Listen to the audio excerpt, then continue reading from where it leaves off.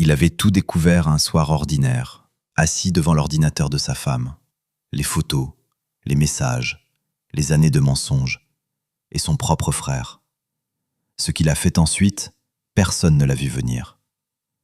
Vous croyez connaître l'histoire de la trahison? Celle-ci est différente, parce que lui n'a pas crié, il n'a pas pleuré, il a attendu, il a planifié, il a tout documenté, chaque message, chaque aveu, chaque erreur qu'il commettait. Pendant des mois, il souriait à sa femme le matin et construisait sa chute le soir. Mais avant qu'on commence, prenez une seconde. Vous êtes sur la chaîne Histoire d'infidélité, et cette histoire va vous tenir en haleine jusqu'à la dernière seconde. Dans les commentaires, dites-nous de quelle ville vous regardez et quel temps il fait dehors en ce moment. Parce que ce genre d'histoire, on la regarde mieux quand on sait qu'on n'est pas seul. Alors installez-vous confortablement. L'histoire commence maintenant. Je me frottais les yeux m'efforçant de me concentrer sur cette pile apparemment infinie de dissertations d'histoire générale. L'horloge égrenait ses secondes avec une implacable cruauté, me rappelant sans cesse l'heure tardive. 21h47. Julie devait s'inquiéter. Je l'imaginais dans notre salon, les yeux rivés sur son téléphone, attendant un message qui n'arrivait pas. Encore un peu, murmurai-je pour moi-même en tendant la main vers mon café froid. Une gorgée, et l'écran de mon ordinateur portable vacilla avant de s'éteindre définitivement. Non, non, non, gémis-je en pressant frénétiquement les touches, suppliant la machine de reprendre vie. Mais rien n'y fit. La batterie avait rendu l'âme. Dans un soupir de lassitude, je rassemblai mes affaires et me dirigeai vers le parking.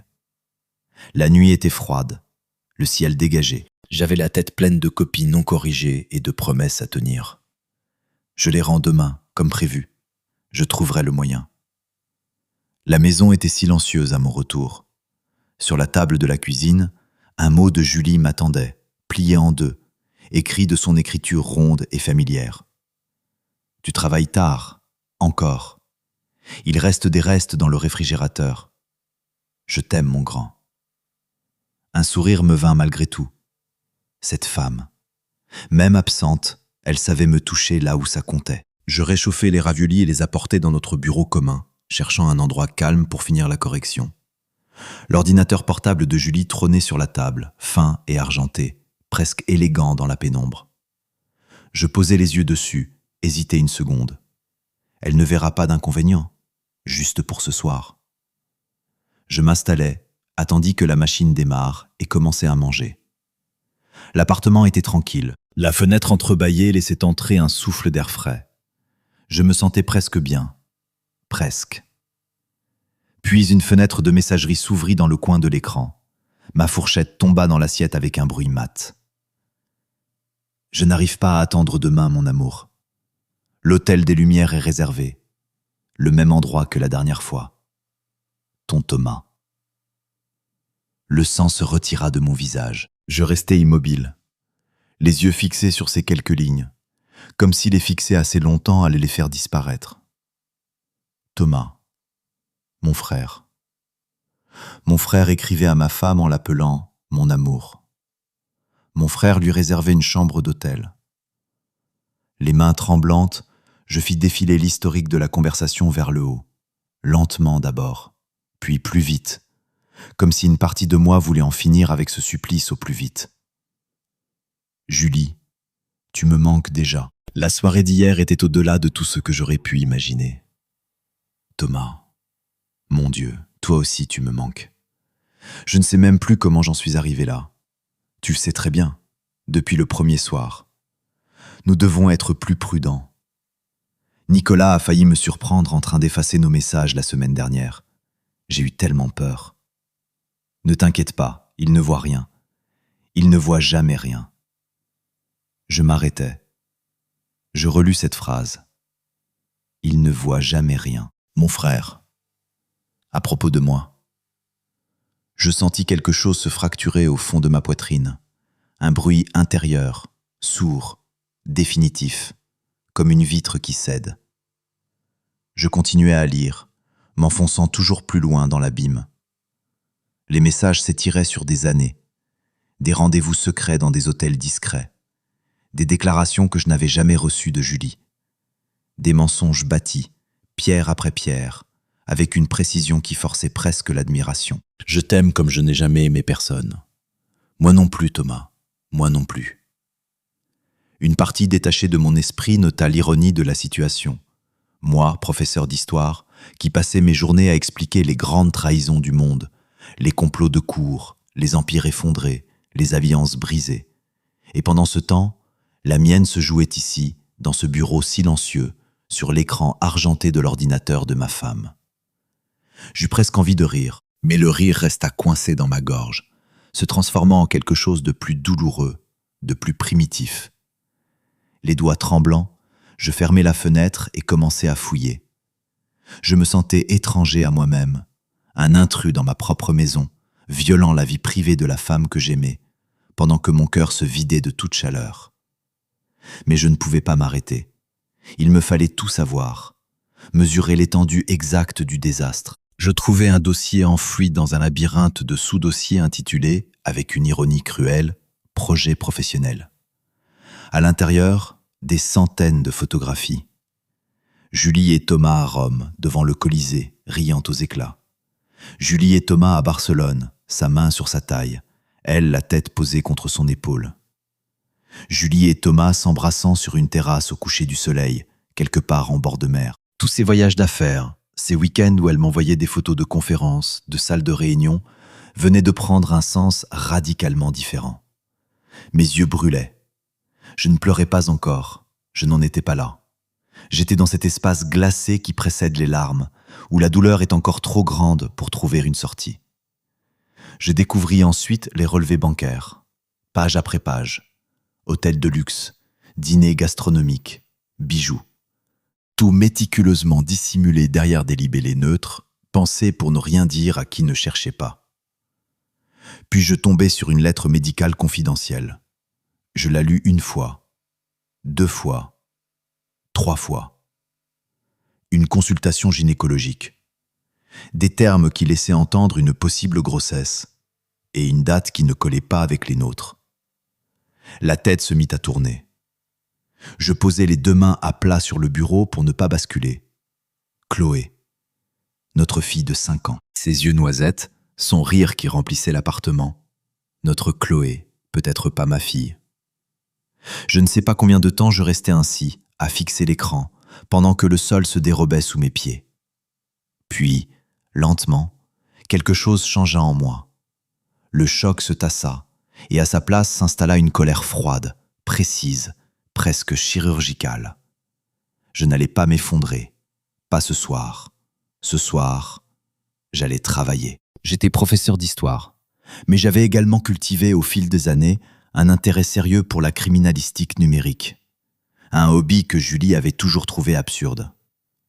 Elle ne le trouverait plus si absurde maintenant. Avec une méthode que je ne me connaissais pas, je commençais à tout documenter. Capture d'écran, copie de fichiers, sauvegarde chiffrée sur une clé USB que je gardais dans ma poche. Je travaillais vite, en silence, effaçant chaque trace de mon passage derrière moi, comme si rien ne s'était passé. J'entendis la voiture de Julie se garer devant l'immeuble au moment où je fermais le dernier dossier.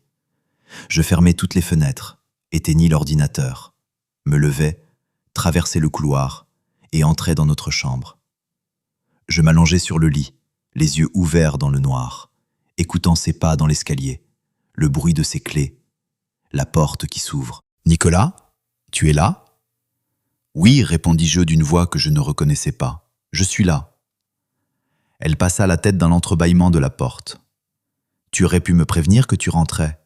J'ai essayé de t'appeler. » La batterie de mon téléphone était à plat. Elle hocha la tête, me sourit.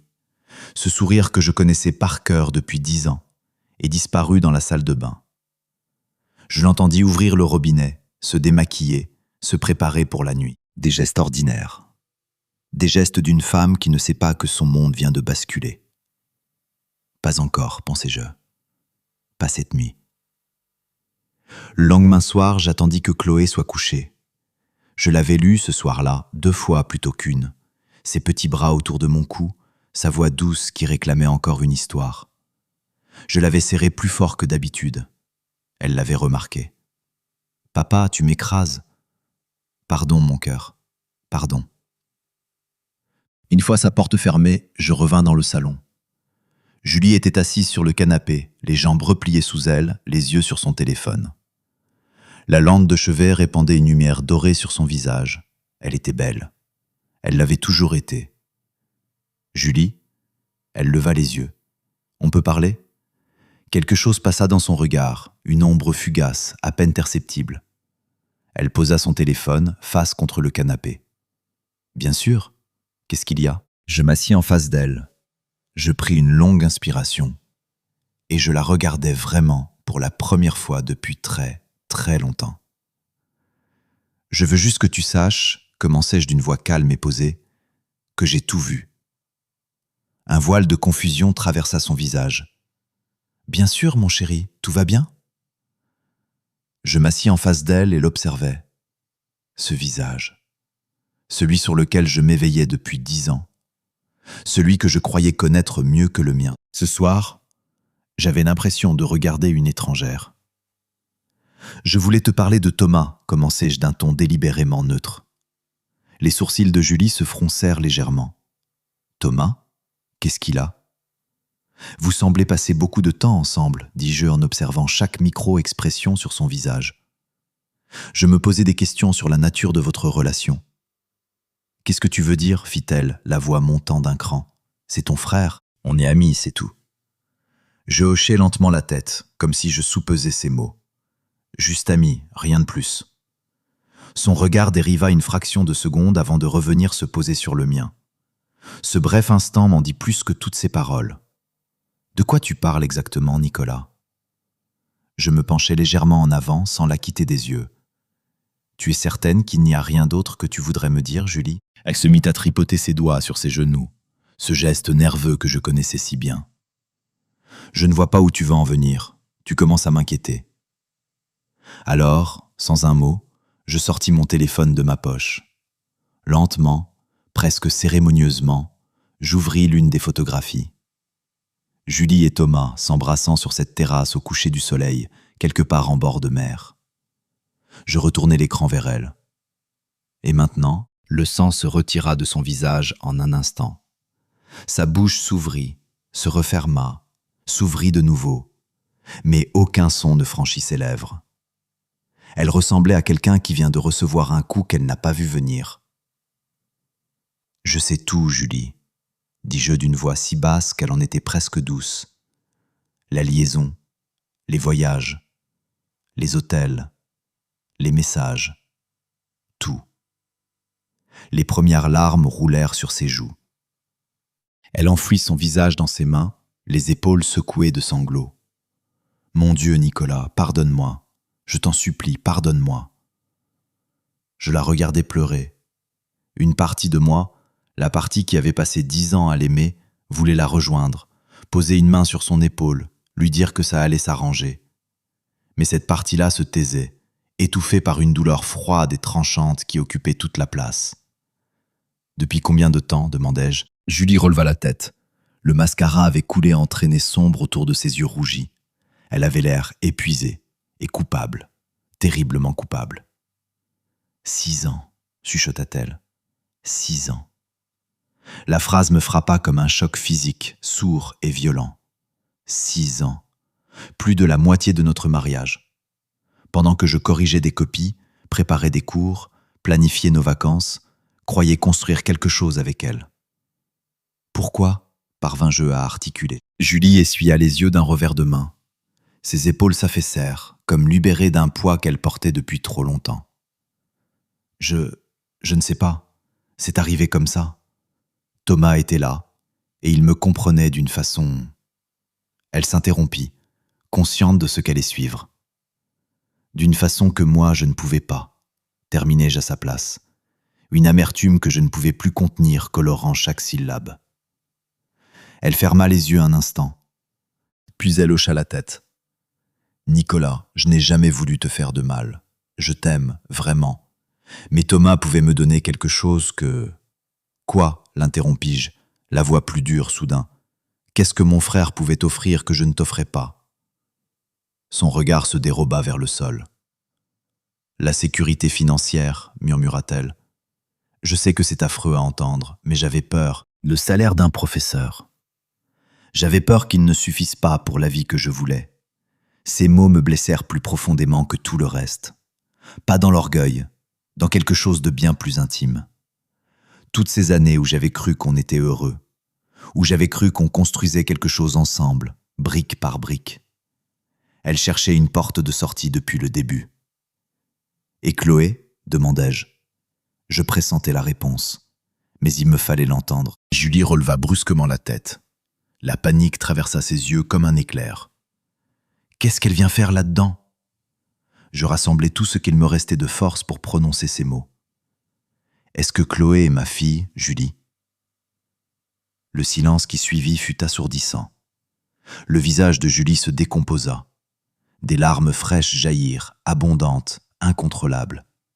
Et dans ce silence, dans cet effondrement, j'eus ma réponse avant même qu'elle parle. « Je ne sais pas, souffla-t-elle. Honnêtement, je ne sais pas. » Je fermai les yeux. La pièce semblait se dissoudre autour de moi. Chloé, ma petite fille aux yeux noisettes. Celle que je berçais quand elle pleurait la nuit, à qui j'avais appris à faire du vélo dans le parc, dont je lisais les livres illustrés à voix haute avec des voix différentes pour chaque personnage. Peut-être pas ma fille. Peut-être le fruit de la trahison qui durait depuis 6 ans. Quand je rouvris les yeux, Julie me regardait avec un mélange de terreur et de supplication. « S'il te plaît, Nicolas, supplia-t-elle, la voix brisée. Tu ne peux pas parler de tout ça. Pense à Chloé. Pense à nos familles, à nos amis. Si ça s'ébruite, tout s'effondre. » Je la dévisageais longuement. Elle venait de me détruire et elle me demandait de protéger sa réputation. L'audace de cette requête était presque admirable. « J'y réfléchirai, dis-je enfin d'une voix vidée de toute émotion. » Julie continua à supplier, à s'excuser, à chercher dans mon regard un signe de pardon que je n'étais pas en mesure de lui accorder. Moi, j'éprouvais un calme étrange, presque inquiétant. Ce qu'elle ne savait pas, c'est que je venais d'enregistrer l'intégralité de notre conversation sur un dispositif dissimulé dans ma poche. Une preuve de plus qui viendrait s'ajouter à la collection que je constituais méthodiquement depuis la veille. Je me retirai dans le bureau sans un mot de plus. La lumière douce de l'écran illuminait la pièce silencieuse, tandis que je plongeais dans un travail d'une précision froide. Des heures durant, j'éplucha les textes de loi sur l'infidélité conjugale, le partage des biens, la garde des enfants. Chaque information pertinente était sauvegardée dans un dossier numérique chiffré, protégé par un mot de passe que personne d'autre ne connaissait. Mon arsenal, mon bouclier, ma réponse à tout ce qui allait suivre. Quand les premières lueurs de l'aube commencèrent à filtrer entre les lames des volets, je rédigeai un message soigneusement pesé à une ancienne étudiante devenue avocate spécialisée dans les divorces conflictuels. Réputée pour sa rigueur dans les affaires complexes, je laissai entendre ma situation sans la dévoiler entièrement. J'avais besoin de quelqu'un qui ne reculerait pas. Quelqu'un comme moi cette nuit-là, qui savait exactement ce qu'il faisait. Dans les jours qui suivirent, je me mis à documenter méthodiquement chaque interaction avec Julie. Chaque SMS, chaque email, chaque conversation était sauvegardée, horodatée, classée. Je la regardais désormais avec des yeux neufs, des yeux qui ne rataient plus rien. Je remarquais chaque hésitation, chaque coup d'œil furtif vers son téléphone, chaque imperceptible variation dans sa voix. Je commençais à effectuer de petits retraits en espèces sur différents comptes, constituant peu à peu une réserve que Julie ne pourrait pas retracer. C'était peu, mais c'était un commencement. Un filet de sécurité, au cas où les choses viendraient à déraper. De soir, tard, quand la maison dormait, je dressais une chronologie détaillée de leur liaison, recoupant les dates de leurs rendez-vous secrets avec les événements familiaux. Les anniversaires, les fêtes, les vacances partagées. Tout était désormais souillé par cette connaissance. C'était un exercice douloureux, mais nécessaire. Je pris contact discrètement avec un détective privé, organisant une rencontre sous prétexte de mener des recherches pour un nouveau cours d'histoire. Il me fallait davantage de preuves, davantage de munitions pour la bataille que je savais inévitable. Parallèlement, je m'enfonçais dans les méandres des stratégies financières liées aux divorces coûteux, fiducie, comptes offshore, crypto-monnaies. J'explorais chaque piste, déterminé à sortir de tout cela avec un avenir solide. J'avais élaboré un plan global. Protection, riposte, reconstruction. C'était une partie d'échecs, et j'avais bien l'intention d'avoir plusieurs coups d'avance. Julie, bien sûr, avait perçu le changement en moi. Elle cherchait à engager la conversation, revenait sans cesse avec ses excuses, ses regards suppliant une absolution que je n'étais pas encore prêt à accorder. Je hochais la tête, je donnais des réponses vagues, et je retournais à mes plans. Dans les moments de silence, généralement tard le soir, quand l'appartement était enfin tranquille, je m'autorisais à ressentir le poids réel de sa trahison. La douleur arrivait par vagues, menaçant de m'engloutir. Puis je pensais à ce que je construisais, à la justice qui viendrait, et la vague se retirait. Je me tenais devant ma classe, commentant les subtilités de la Première Guerre mondiale. Ma voix était posée, mes gestes vifs. Pour n'importe quel observateur, j'étais le professeur investi, entièrement présent pour ses élèves. À l'intérieur, je hurlais. 2 semaines s'étaient écoulées depuis que j'avais découvert leur liaison. 2 semaines à prétendre que tout allait bien. 2 semaines à mourir un peu plus chaque jour, en silence. « Monsieur, ça va ?» La voix d'un élève brisa ma tempête intérieure. Je réalisais que je m'étais figé au milieu d'une phrase, le regard vide fixé sur le tableau. Je secouai la tête et me retournai vers la classe avec un sourire. « Excusez-moi, j'ai eu une absence. Où en étions-nous ? » Ah oui. Intérieurement, je me fustigeais. Je ne pouvais pas me permettre ce genre de faille. Mon plan reposait sur une normalité absolue, irréprochable. Pas seulement maintenir les apparences, les dépasser. Après les cours, je me rendis dans le bureau de la directrice. « Entre, Nicolas », dit Amélie en me voyant frapper à la porte ouverte. « Qu'est-ce qui t'amène ?» Je m'assis en face d'elle, me penchant légèrement en avant avec un enthousiasme qui n'était qu'à moitié feint. « Je pense au problème de harcèlement que nous observons depuis quelques mois, commençai-je. J'aimerais proposer une initiative pour l'établissement. » Les sourcils d'Amélie se levèrent, intéressés. « Je t'écoute ?» Durant les 20 minutes qui suivirent, je lui présentai mon projet de programme de médiation entre pairs, avec une campagne de sensibilisation intégrée. J'avais fait mes recherches. Je présentais le tout avec une conviction que je n'avais pas besoin de simuler entièrement. Quand je terminai, Amélie hochait la tête avec approbation. « C'est un excellent travail, Nicolas. Je suis vraiment impressionné par cette initiative. Si tu es prêt à piloter le projet, je pense qu'on peut aller loin avec ça. » Je sortis de son bureau avec une légèreté dans le pas qui n'était qu'en partie calculée. Diriger ce programme consoliderait ma réputation de professeur engagé, humain, exemplaire. Ce serait également une occupation et un écran. Ce soir-là, j'assistais à ma première réunion de la Société d'histoire locale. En échangeant avec ces passionnés, je ne pouvais m'empêcher d'entrevoir la valeur stratégique d'un tel réseau. Des gens respectés, des gens influents. Leur estime pourrait se révéler précieuse dans les mois à venir. « Nicolas !» lança une voix familière. Je me retournai. Pierre, un collègue de Julie, s'approchait en souriant. « Je ne t'attendais pas ici. Et Julie, elle n'est pas avec toi ?» Je déployai mon plus beau sourire. « Ah, tu la connais, elle est tellement occupée en ce moment. Je lui ai laissé sa soirée tranquille. » Pierre hocha la tête avec sympathie. « Elle travaille beaucoup en ce moment, c'est vrai. Tu es quelqu'un de bien, Nicolas. » S'il savait, pensais-je en rentrant, la tête pleine de projets, l'initiative à l'école, la société d'histoire, le programme de tutorat extrascolaire que j'envisageais de lancer. Chaque élément soigneusement pensé, chaque pièce posée sur l'échiquier avec précision.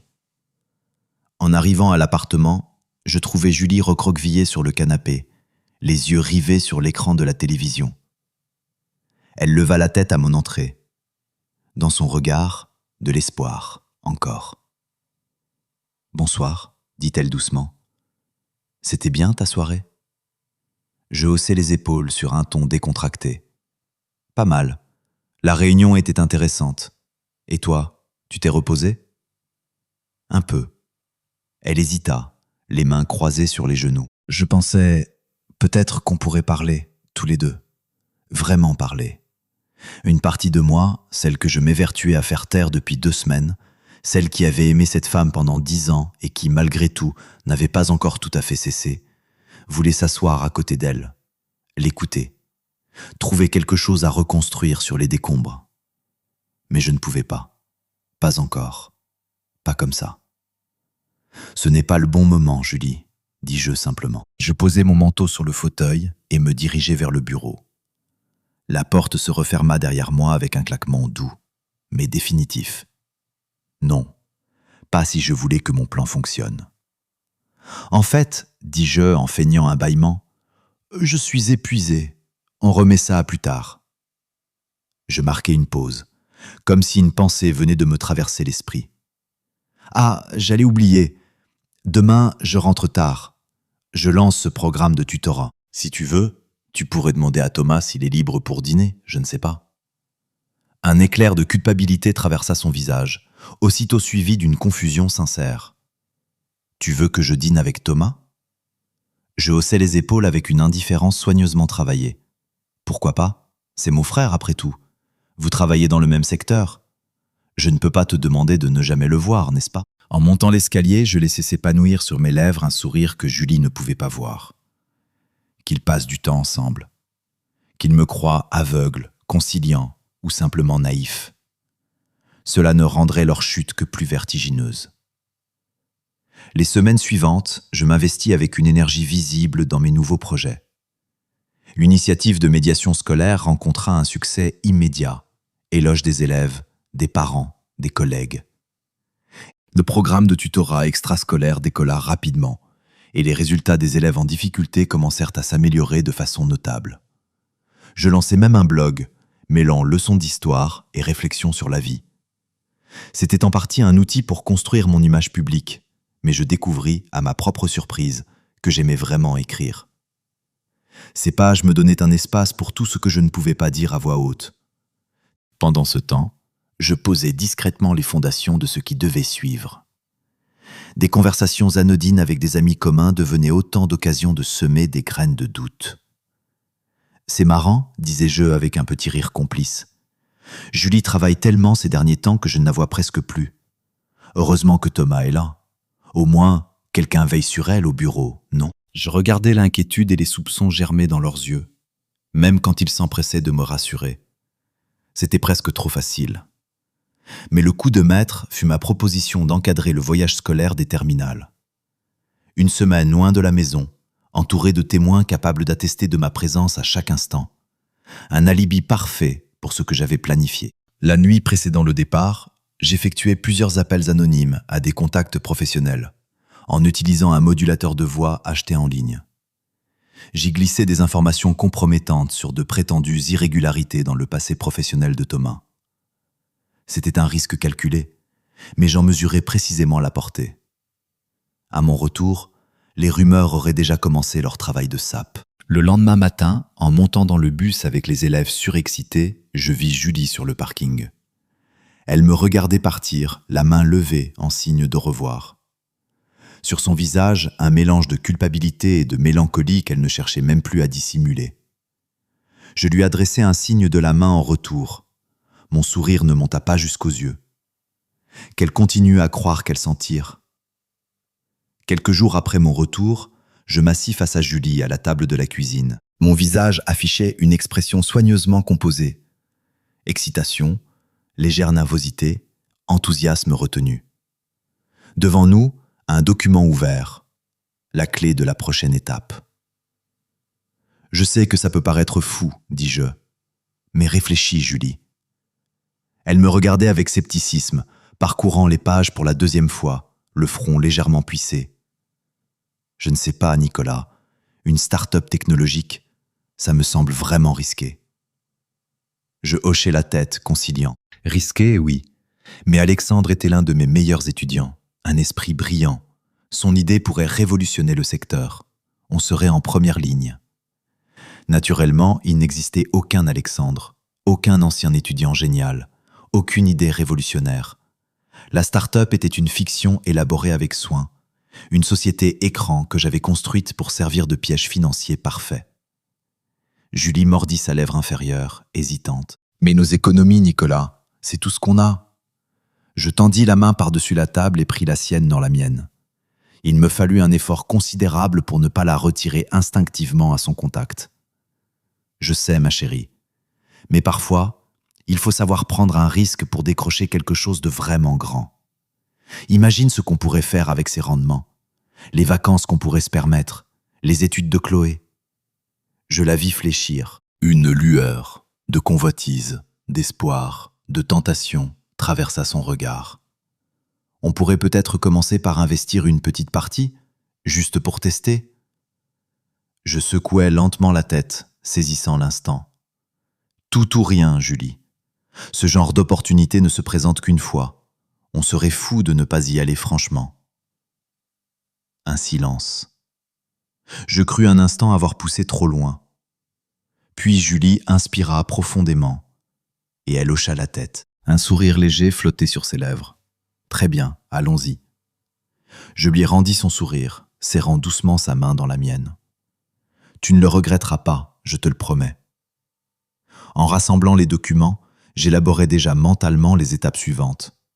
La start-up n'était qu'un début.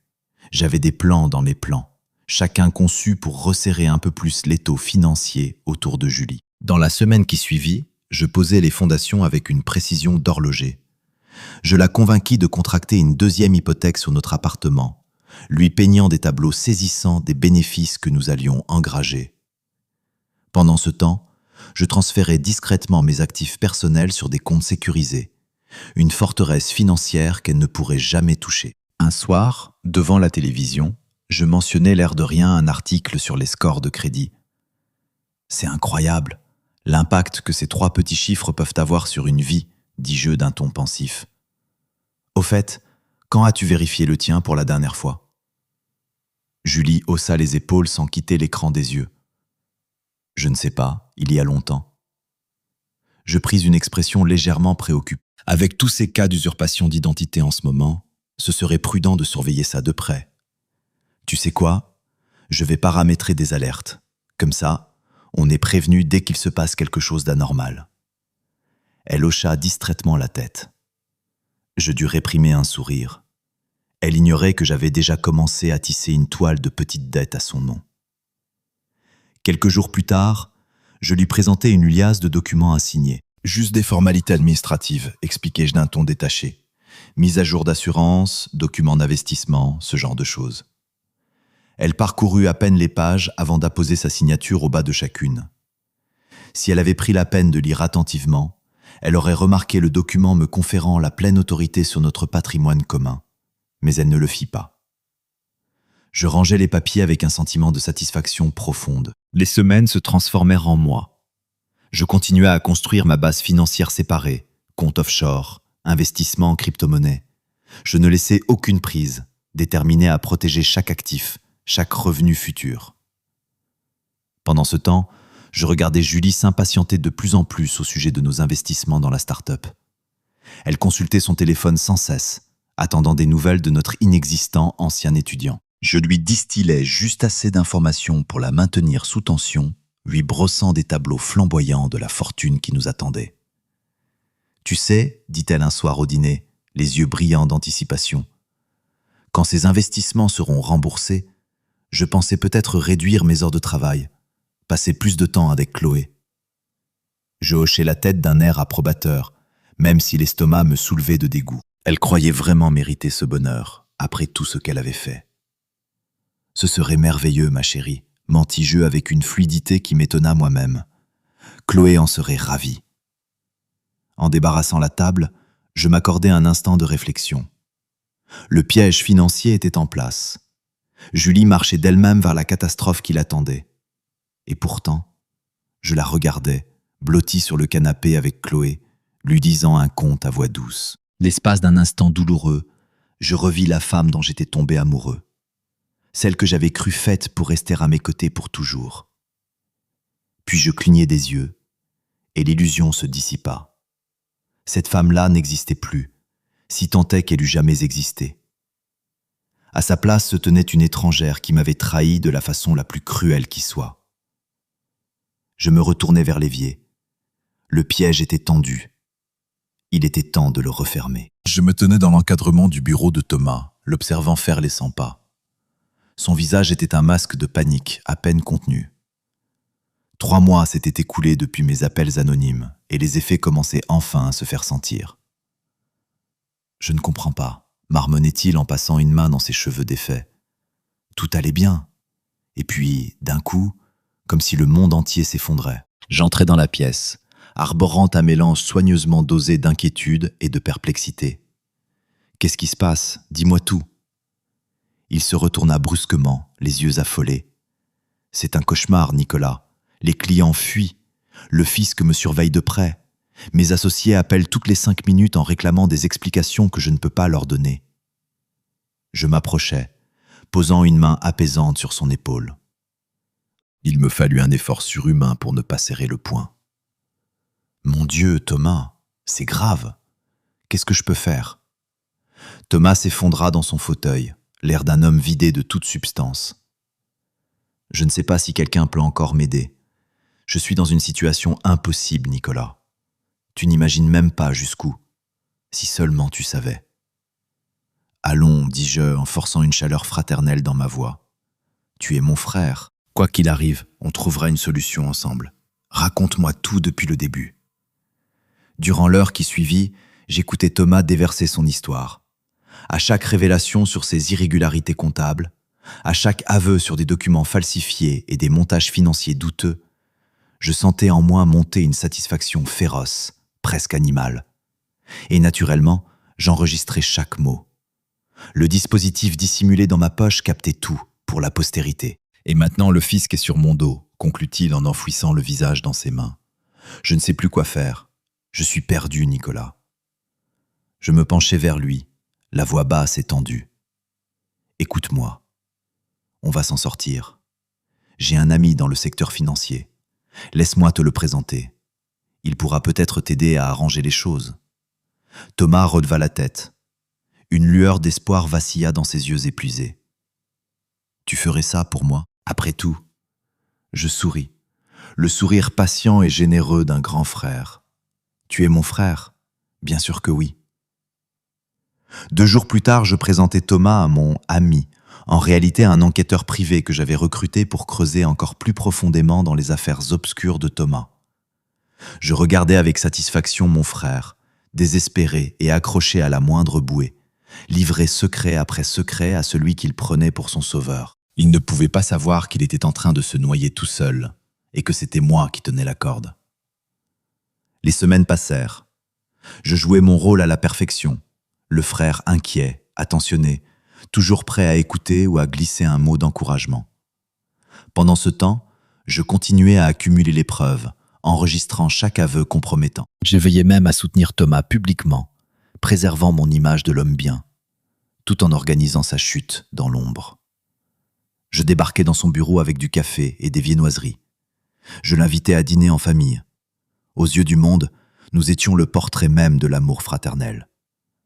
Mais derrière ce décor soigneusement entretenu, je m'enfonçais toujours plus profondément.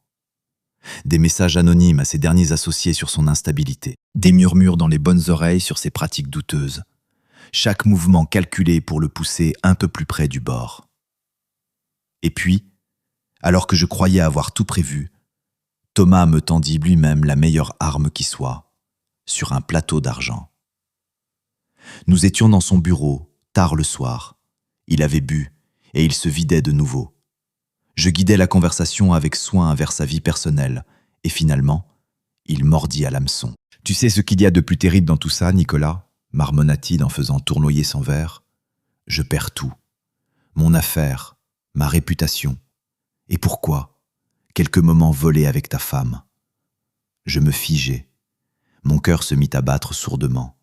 « Qu'est-ce que tu viens de dire ?» demandai-je d'une voix à peine audible. Les yeux de Thomas s'écarquillèrent quand il réalisa ce qu'il venait de laisser échapper.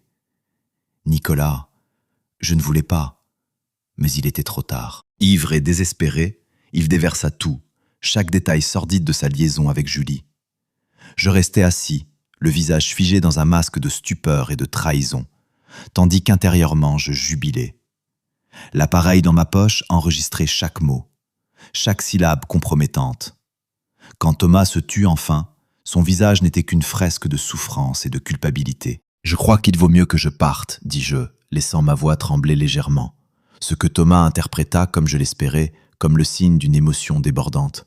« Nicolas, attends, supplia-t-il, pardonne-moi. s'il te plaît, et ne dis rien à personne, ça détruirait tout. » Je m'arrêtai sur le seuil et me retournai vers lui. La tentation était grande.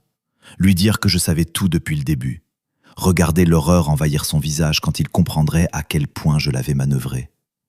Mais non, le moment n'était pas encore venu. « J'ai besoin de temps, » dis-je en maîtrisant soigneusement chaque inflexion. « Ne m'appelle pas. Laisse-moi tranquille un moment. » Je le laissai dans son fauteuil, un homme brisé, et rentrai chez moi, le plan se précisant dans ma tête comme une image qui se développe lentement. Le lendemain matin, j'appelai Léa, la femme de Thomas, en utilisant le même modulateur de voix. Je lui racontai tout sur la liaison entre Thomas et Julie, presque tout. Je gardais pour moi la question de la paternité de Chloé. Cette révélation-là était réservée à une occasion plus publique. Dans les jours qui suivirent, j'observai de loin l'effondrement de la vie personnelle de Thomas. Léa le mit à la porte presque immédiatement et engagea une procédure de divorce. Combiné à la débâcle de ses affaires, Thomas était au bord du gouffre. Et j'étais là pour assister à tout.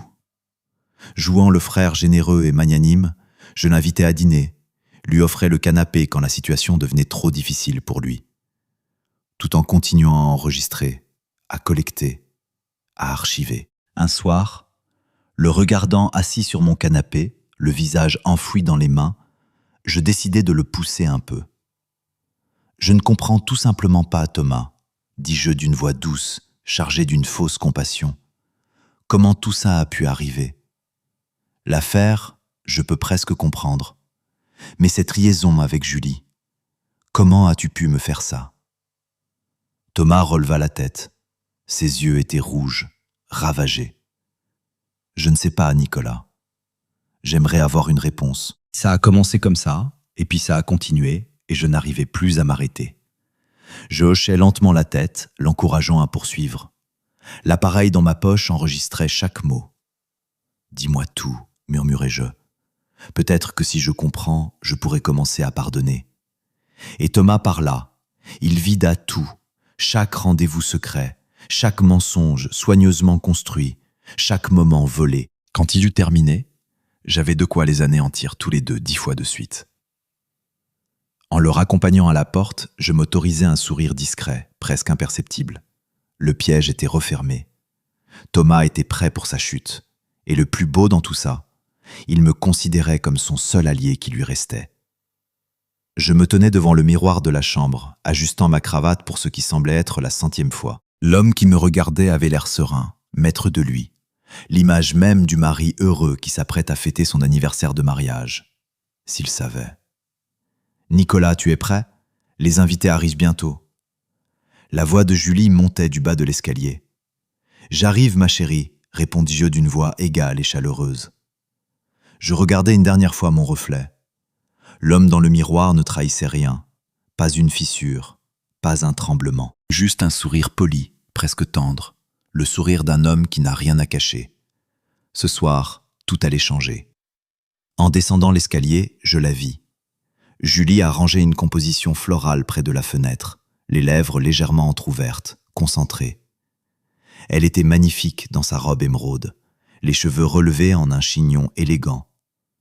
L'espace d'un instant, ma résolution vacilla.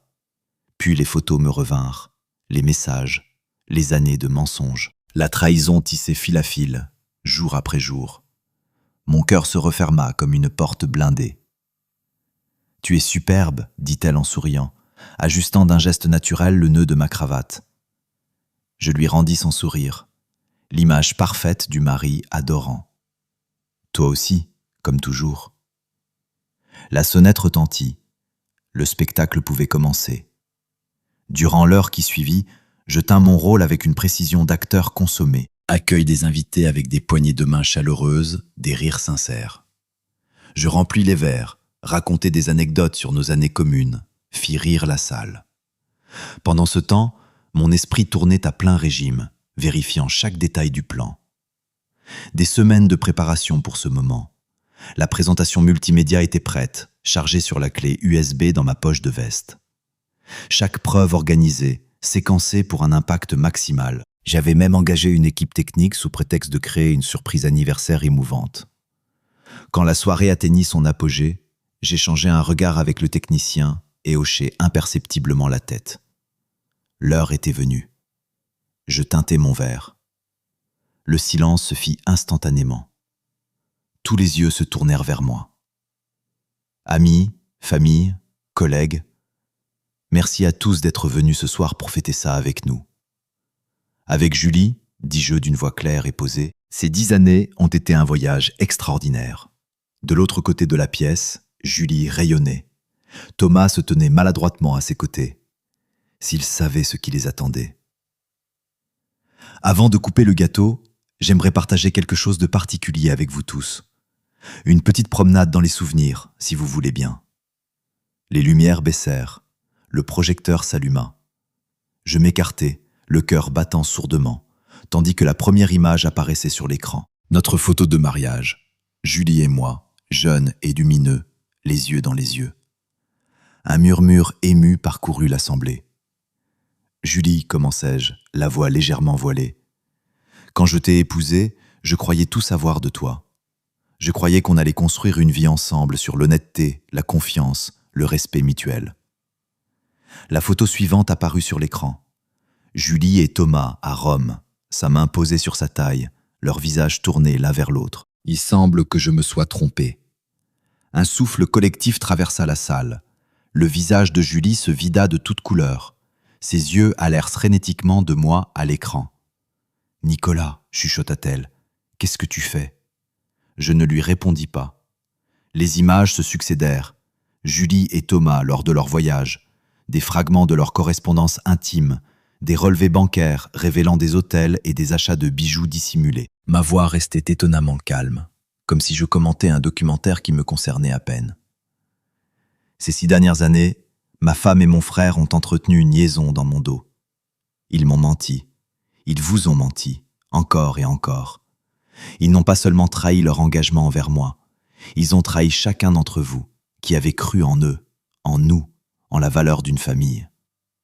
Thomas tenta de s'approcher, le visage décomposé. « Nicolas, s'il te plaît, on peut expliquer, je t'en supplie. » Je levai la main, le réduisant au silence. « Je pense que vous avez déjà suffisamment expliqué.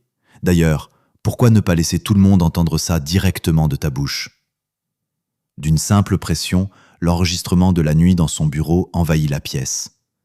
La voix de Thomas, pâteuse et brisée, avouant tout à son frère, qu'il croyait seul. Je regardais le sang quitter son visage en temps réel. Julie s'effondra dans le fauteuil le plus proche, les mains crispées sur ses genoux. Mais je n'avais pas terminé. « Il reste une dernière pièce à ce puzzle, dis-je, ma voix tranchant les chuchotements horrifiés de l'assemblée. Comme si leur trahison ne suffisait pas, ils m'ont volé quelque chose d'encore plus précieux. Je laissai le silence se déposer. Ma fille. La salle se pétrifia. Je présentai les résultats du test de paternité que j'avais fait réaliser en secret. Chloé, la petite fille que j'avais bercée, à qui j'avais appris à faire du vélo, dont j'avais lu les histoires du soir pendant 5 ans, n'était pas ma fille biologique. Julie pleurait ouvertement, le maquillage ruisselant entraînait noir sur ses joues. Thomas était pétrifié, les yeux écarquillés d'horreur. Moi, je gardais une expression sereine, presque douce, celle de l'homme qui souffre, mais qui tient debout. « J'ai passé des mois à chercher comment réagir, repris-je, la voix se faisant plus basse. J'ai prié pour trouver la force de pardonner, mais j'ai fini par comprendre qu'il n'y avait qu'une seule issue possible. Je me tournai vers Julie. Nos regards se croisèrent pour la première fois depuis le début de la soirée. « Julie, je demande le divorce. » La salle explosa. Des invités se précipitèrent, certains vers moi pour m'offrir leur soutien, d'autres vers Julie et Thomas pour les confronter. Les parents de Julie l'entraînèrent hors de la pièce, effondrés. Thomas disparut par la porte latérale, fuyant les murmures furieux qui le poursuivaient. Je restai debout, immobile, recevant les condoléances avec une dignité tranquille. Je sentis quelque chose se desserrer dans ma poitrine, comme si une pression insupportable, accumulée pendant des mois, venait enfin de trouver une sortie. La vérité était à l'air libre. La suite pouvait commencer. Les semaines qui suivirent la soirée furent un tourbillon. J'avais anticipé le chaos, mais même moi, je fus surpris par la rapidité et la violence avec lesquelles les événements se précipitèrent. Julie ressentit la pleine force de ce que j'avais patiemment mis en place. Cela commença par un appel. Quelques jours seulement après la fête. Sa voix tremblait. « Nicolas, il y a quelque chose qui ne va pas avec nos comptes. Toutes nos économies, elles ont disparu. » Je laissai un silence s'installer, juste assez long pour qu'elle comprenne que cette surprise-là, contrairement aux autres, n'était pas un accident. « Je sais, dis-je enfin, d'une voix parfaitement calme.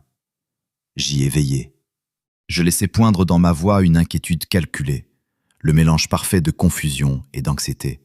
« Qu'est-ce que tu veux dire ? Disparu ? C'est impossible. » « Je ne sais pas, gémit-elle. La start-up dans laquelle on avait investi, elle a fait faillite. Tout ce qu'on y avait mis, envolé. » Je laissai une pointe de colère s'infiltrer dans ma voix. « La start-up ? Celle sur laquelle tu avais tellement insisté pour tout miser. » En réalité, c'était bien sûr mon plan de bout en bout. Mais après le choc émotionnel de la soirée, la mémoire de Julie était brumeuse, malléable. Il avait suffi de peu pour planter le doute, lui faire croire que l'idée venait d'elle. « Je croyais, bégaya-t-elle, visiblement désorientée. « Laisse tomber, la coupai-je. Je vais appeler la banque, voir ce qu'on peut faire. » Je raccrochai. Un sourire joua sur mes lèvres. Le piège financier avait fonctionné, et Julie venait de tomber dedans, les yeux fermés. Dans les jours qui suivirent, les coups continuèrent de pleuvoir. Julie découvrit que non seulement nos économies avaient disparu, mais que nous étions désormais lourdement endettés. La seconde hypothèque sur l'appartement, qu'elle avait elle-même signée pour financer nos investissements, pesait sur elle comme une meule de pierre. Pendant ce temps, mon avocate lançait une procédure de divorce agressive. Armée de la masse de preuves que j'avais constituée, elle dressait le portrait de Julie comme d'une épouse infidèle ayant systématiquement trompé et exploité financièrement son mari tout au long du mariage. Je veillais à me montrer en ville, l'air épuisé, les traits tirés, jouant le rôle du mari meurtri qui tente bravement de tenir debout. La sympathie et le soutien de l'entourage furent immenses, s'ils avaient su. Thomas, de son côté, n'était guère mieux loti. Son cabinet était en chute libre. Les clients s'évaporaient dès que les rumeurs sur ses irrégularités commençaient à circuler. Le fisc lui respirait dans le cou. Ses anciens associés prenaient leur distance aussi vite que possible. Je regardais Thomas prendre des risques de plus en plus désespérés pour rester à flot, chaque tentative ne faisant que l'enfoncer davantage. Un moment particulièrement savoureux survint dans un café du quartier. 2 anciens clients de Thomas étaient attablés, penchés sur leurs expressos, la voix basse, mais pas assez. « Tu imagines ?» murmurait l'un d'eux. « J'ai entendu qu'il falsifiait ses bilans depuis des années. Le fisc va l'achever. » L'autre secoua la tête avec dégoût. « Et dire qu'on lui avait confié notre argent. Heureusement qu'on est parti quand on est parti. » Je bus une gorgée de café, dissimulant mon sourire derrière le bord de la tasse. Les rumeurs que j'avais semées, les preuves que j'avais stratégiquement distillées. Tout s'assemblait avec une élégance que je n'aurais pas osé espérer. Au fil des semaines, Julie et Thomas se retrouvèrent de plus en plus isolés. Leur cercle commun, outré par leurs actes, commença à les éviter. Les invitations cessèrent. Les appels restèrent sans réponse. Même leurs amis les plus proches ne pouvaient défendre l'indéfendable face à une trahison aussi flagrante. Julie, dans sa détresse, se tourna vers sa famille. Mais j'avais soigneusement cultivé, pendant des années, des liens solides avec ses parents et ses frères. Ils m'avaient toujours considéré comme un gendre fiable, travailleur, attentionné. Face aux preuves irréfutables de la trahison de leur fille, ils prirent mon parti sans hésiter. Je n'oublierai jamais le jour où Julie se présenta à mon nouvel appartement. Les yeux rouges et gonflés, l'air d'une femme qui a tout perdu. « S'il te plaît, Nicolas, supplia-t-elle. Je sais que je ne le mérite pas, mais j'ai besoin d'aide. Je ne sais plus quoi faire. » L'espace d'un instant, la tentation fut forte, tout lui révéler, lui montrer l'étendue exacte de ce que j'avais orchestré, regarder la compréhension se répandre sur son visage comme une marée noire. Mais non, la partie n'était pas encore terminée. « Je suis désolé, Julie, dis-je avec fermeté, sans cruauté. Mais tu as fait tes choix. Il te faut maintenant en assumer les conséquences. » Je fermai la porte sur son visage défait. Je ressentis un mélange de triomphe et d'autre chose, quelque chose que je n'étais pas encore prêt à nommer. Peut-être simplement l'arrière-goût âpre d'une vengeance longtemps attendue. Quoi que ce fût, je l'écartais. Il restait encore du travail. Quand la poussière du désastre financier commença à retomber, j'entrais dans la phase finale de mon plan. La procédure de divorce battait son plein. Il était temps d'en assurer la victoire. Mon avocate, une femme redoutable dans un tailleur impeccable, préparait notre dossier avec une rigueur chirurgicale. Lors de notre première consultation, elle avait levé un sourcil en voyant le volume de preuves que je lui apportais. « Monsieur Moreau, dit-elle en se calant dans son fauteuil, je dois vous dire que je n'ai jamais eu un client aussi préparé. » Je me contentais d'un hochement de tête. Je crois à la rigueur. À présent, assis face à Julie et à son avocat dans la salle de médiation, cette rigueur allait payer. Mon avocate ouvrit les débats par un tableau saisissant, celui d'un homme victime d'une violence émotionnelle et financière prolongée. Elle déroulait la chronologie de la liaison de Julie, la mettant en regard des grandes décisions familiales et financières prises pendant ces années. Comme vous pouvez le constater, dit-elle en faisant glisser les documents sur la table, elle marqua une pause, laissant les preuves parler d'elles-mêmes. De l'autre côté de la table, Julie gardait les yeux baissés. Ses mains, croisées sur ses genoux, ne tremblaient plus. Elle avait l'air de quelqu'un qui a cessé de se battre. Moi, je regardais droit devant moi, calme, concentré, les mains à plat sur la table. 10 ans, 6 ans de mensonges, des mois de préparation, tout cela pour en arriver ici, dans cette salle neutre et froide, à regarder s'effondrer ce qui avait été ma vie. Et pourtant, étrangement, je me sentais plus léger que je n'avais été depuis longtemps. Sa voix suintait un mépris à peine dissimulé. Madame Moreau a systématiquement trompé son mari tout en le poussant à prendre des risques financiers qui servaient exclusivement sa vie parallèle. L'avocat de Julie tenta d'objecter, mais les preuves étaient irréfutables. Relevés bancaires, factures de carte de crédit, reçus d'hôtel. Chaque pièce soigneusement sélectionnée pour peindre Julie sous le jour le plus accablant possible. Mais le moment décisif fut l'enregistrement. La voix de Julie, tremblante, avouant qu'elle était restée avec moi pour des raisons de sécurité financière, emplit la salle de médiation et scella son sort. Je la regardais se recroqueviller sur sa chaise, toute combativité éteinte. Son avocat, sentant la défaite, commença à négocier ce qu'il pouvait encore sauver. L'accord final dépassa mes espérances. Je conservais l'appartement, ce qu'il en restait après la seconde hypothèque, la retraite et la majeure partie de nos actifs résiduels.